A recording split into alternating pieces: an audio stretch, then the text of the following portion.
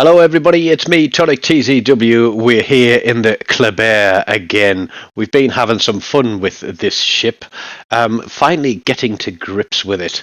It's a little bit tricky to play, but once you get the hang of it, it can turn out to be very, very dangerous. We are here on Riposte, which is a great map because it is symmetrical, meaning there's no advantage or disadvantage to either team on this one, and it is literally best team wins, I think, or the team with the least potatoes anyway. So let's get started. Now I'm running well, should we say, it's not the best build, it's not the fastest build, but it's a build that I've found to be comfortable for my playstyle. I am running maximum torpedo range with my current captain and inspirations, so I'm trading some hit points as well for a little bit of extra concealment. And so you're not the stealthiest ship in the world, but you've got those main battery reload boosters to hopefully get you out of a little bit of trouble if you bump into the destroyer. But the key to this ship is its speed and those engine boosts, because I'm cracking along at well above 50 knots here, and I know that if I was to further push my inspirations up, we could get this up to, well, above 60 knots, I think. I have seen Axel Forbauer, Black Priest 14, running it at 64 knots, which means that even if somebody shoots torpedoes at you and you're going away from them, you've got, you know, a month of Sundays to see them coming and get out of the way of them. But what I like about this ship and its speed is that you can push hard on a flank. It is very, very good in open water. And open water is its playground because, as you'll see from this, quite often ships do not expect you to be appearing on their flanks so early in the game, and you can catch them off guard. Now, there is a Shima on this cap with us. He was contesting the cap, but there's lots of people doing that torpedo thing at the moment. But here we go, we've got a Shima. He knows he's detected. We're on our main battery reload booster. We're slapping these shells out there, but we've got an Awami to our front. We've got the GK there behind the Shima as well as he disappears into the smoke. I'm still spotted. I've got no option but to run this guy down. He knows he is up shit creek without a paddle and he is going to disappear. But there we go, sailing past his wreck. We're looking for the torpedo angles and we're going to put them out onto that GK, but we are getting absolutely slammed. I potentially could have stayed in that smoke screen and dropped detection, but if that guy had turned for me, I would have been screwed anyway. We are getting absolutely battered here. It looks like it is game over, but it isn't game over for me. It is game over for the Shima. It is game over for the Grosser Kurfürst as we pick up a dev strike. Even though we're burning, we're just out of range from that Awami, so he can no longer see us, but that fire is ticking. And at this moment in time, you're thinking, TONIK, you are absolutely screwed, mate. But no, there we go. We survive it with 643 hit points. And I know what you're thinking. What are you going to do now? And I was thinking the same thing. What am I going to do now? Well, the first thing I'm going to do is get in on this capture point, and we're going to turn it in our favor, because that Awami has just seen the GK and the Shima disappear in front of his eyes, and you'll notice now that he is in full reverse. But here we go, pushing into the capture point, and it is contested here, and I don't know what's actually on it, but we decide that rather than hang around here and get one-shotted off a destroyer, we are going to push and see what we can do with this Awami, and we're going to start to use terrain to our advantage here. He is just on the limit of range. There's a 5 spread there from the Shima. We put 2 sets of torps out there. He's backing up. He's going to use the islands. We know that. So we are going to turn and see what happens here. 2 sets of 3 on each side with the Kleber. I think they're 78 knots. And that's reasonably fast. But as I've said, short range standard is 6 kilometers, and if you're running it around 5.3 to 5.5 concealment, it really doesn't leave you a lot of room to play with. But he's taken a couple of hits, he's taken a flood, and I think he has repaired that. We're already up to 112,000 damage. I'm still spotted now, which means there is a ship behind me or a ship in front of me, either side of that island. So we're going to stop shooting our guns. We're going to try and close this island. There we go. We drop that detection, and now we've got the engine boost running again. We are going to chase this guy down. We have control of 1 cap. We've got ships in C cap as well.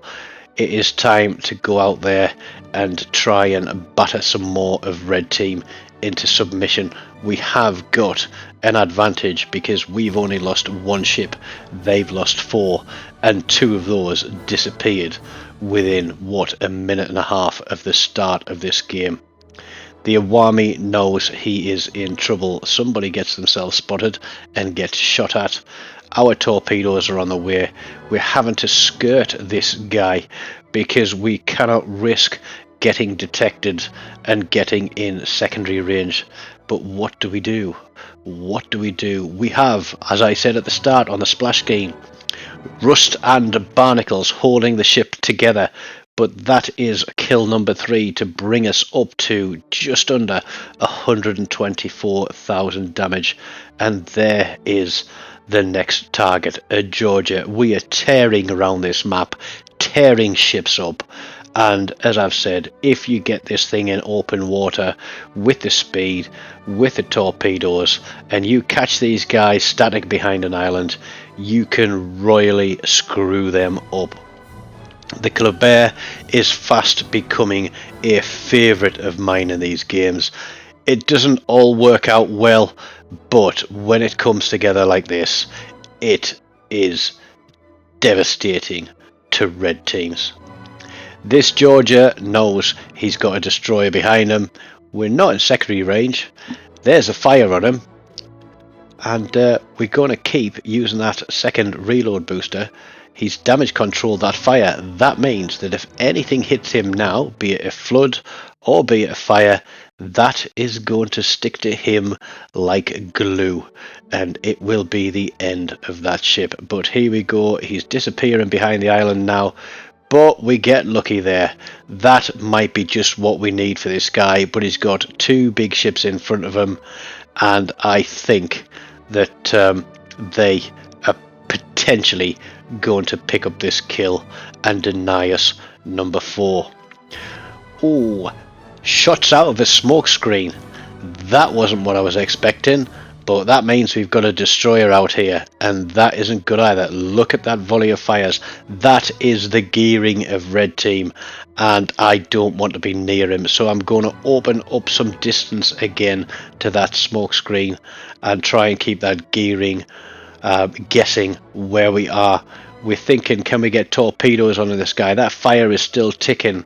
Those guys are absolutely slamming him, but that is kill number 4 for the Kleber. There are 2 ships left, 2 destroyers. We know where one of them is, and I cannot survive a single volley off anything that is left in this game, a Shima or a Gearing. We lose the other battleship there. The Georgia took out one. The Gearing has taken out the other. We have this on points, I believe. We have sufficient of a lead, and I'm going to slam some torpedoes through that smoke screen just in case that Gearing is still hiding in there, and then we're going to turn and get away. We're basically going fishing, but as we turn and start to run, we spot a ship. He's low health. I can't believe it. Fastest finger first. There we go. Bush. High caliber. Kraken Unleashed number 126, and I still do get a little bit excited when that medal pops up on the screen. Just over 144,000 damage. It's not over yet. There's still a Yugumo out there. I am feeling quite elated. I know that I can't survive an engagement with anything that has more than 643 hit points, but I am not done working for the team yet. It doesn't matter if I live or die at this point. We have another destroyer, we have a battleship out there, we've got the points lead, so I am going to work with these guys to try and run this Yugumo down.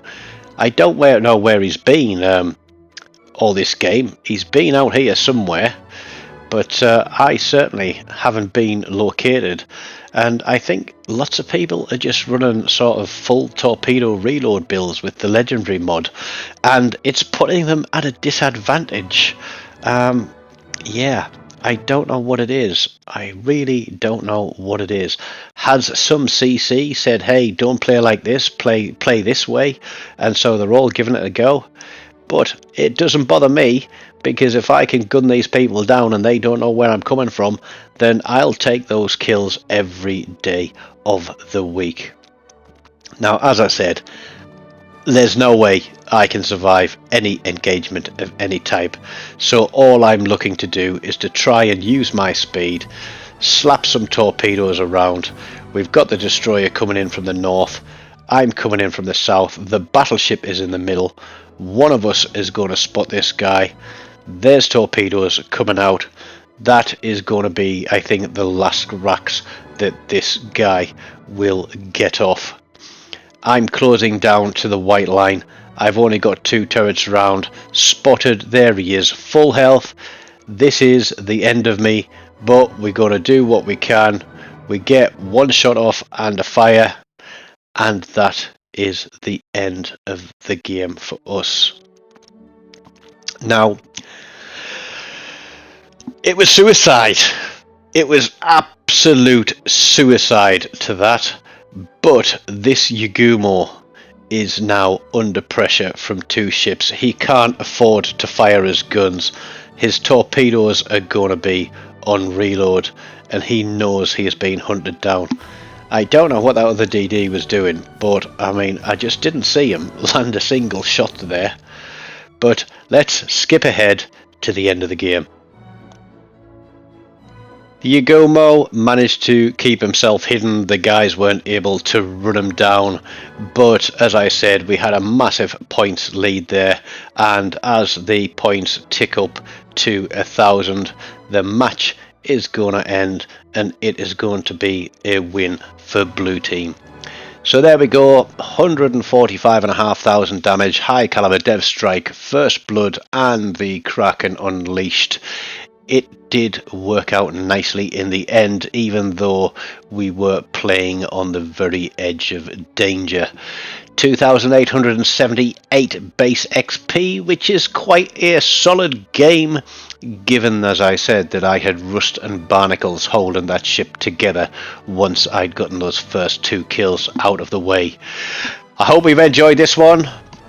If you like this one, stick around and click one of the links that are coming up and watch a few more. And if you haven't already done so, please do consider smashing the like button, leave me a comment, and most importantly, subscribe to the channel. We're on our way to 900. Until next time, take care of yourselves and goodbye.